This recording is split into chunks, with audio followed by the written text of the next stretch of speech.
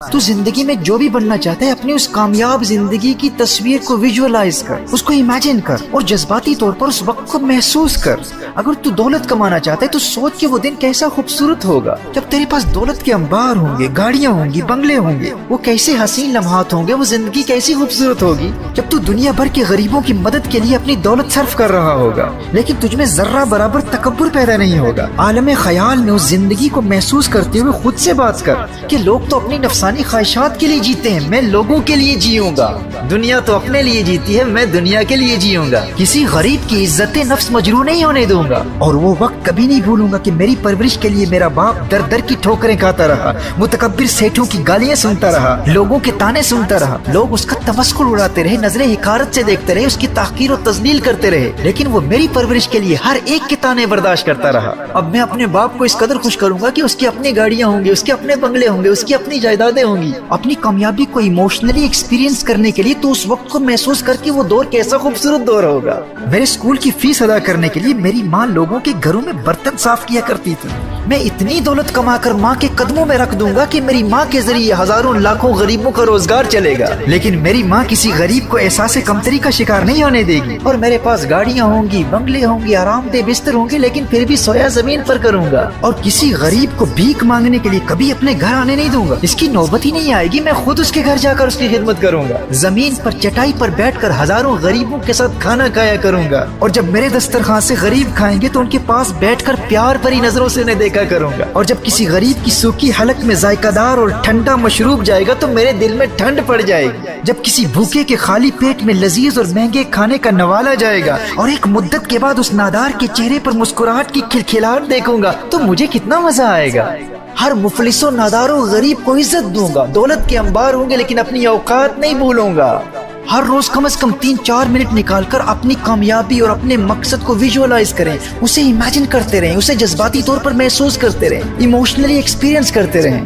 وہ وقت کیسا خوبصورت ہوگا جب میں اپنی دولت یتیموں کی پرورش اور تعلیم پر لگا دوں گا اور کسی کو اس بات کا علم ہی نہیں ہوگا، لوگوں کو نہیں بتاؤں گا، میڈیا کو بھی نہیں بتاؤں گا، ان یتیموں کو بھی نہیں بتاؤں گا، انہیں خود بھی نہیں پتا ہوگا کہ ان کی تعلیم اور پرورش پر کون دولت خرچ کر رہا ہے۔ بس چپکے چپکے ان کی کامیابی کو دیکھ کر دل ہی دل میں خوشیاں منایا کروں گا۔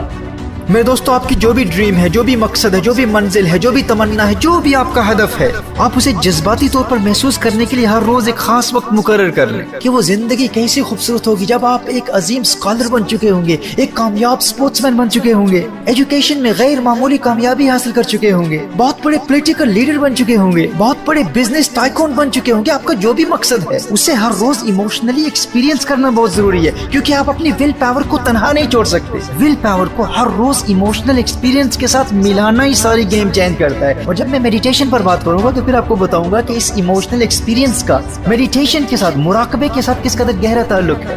تو ول پاور کی مضبوطی کو قائم رکھنے کے لیے ایک پوائنٹ تو یہ ہے کہ ایموشنل ایکسپیرینس کے ساتھ اس کی دوستی کرانا بہت ضروری ہے۔ میرے دوستو، ول پاور کو استعمال کرنے کے طریقے کو سمجھنے سے قبل خلاصے کے طور پر اس فریم ورک کو سمجھ لیجئے گا۔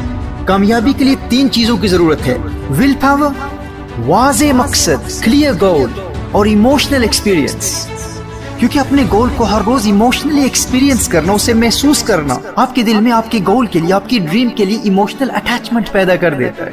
آپ کا ایموشنل ایکسپیرینس آپ کے گول اور آپ کی ڈریم سے آپ کی محبت کو بڑھاتا رہتا ہے۔ تو ایموشنل ایکسپیرینس آپ کی ڈریم کو زندہ رکھتا ہے اور آپ کی ڈریم آپ کی ول پاور کو زندہ رکھتی ہے۔ تو یہ تینوں نیسیسری کمپوننٹس ہیں: ول پاور، گول اور ایموشنل ایکسپیرینس۔ اور دوسرا پوائنٹ یہ ہے کہ ایسے لوگوں کی کمپنی اختیار کریں، ایسے لوگوں کی صحبت میں رہیں کہ جن کی ول پاور مضبوط ہو۔ اپنے معاشرے میں ایسے لوگوں کو تلاش کریں اور ایسے لوگوں کو دوست بنائیں کہ جن کی یہ عادت ہو کہ جو کام شروع کرتے ہیں اسے وہ اکمپلش کرتے ہیں، کمپلیٹ کرتے ہیں۔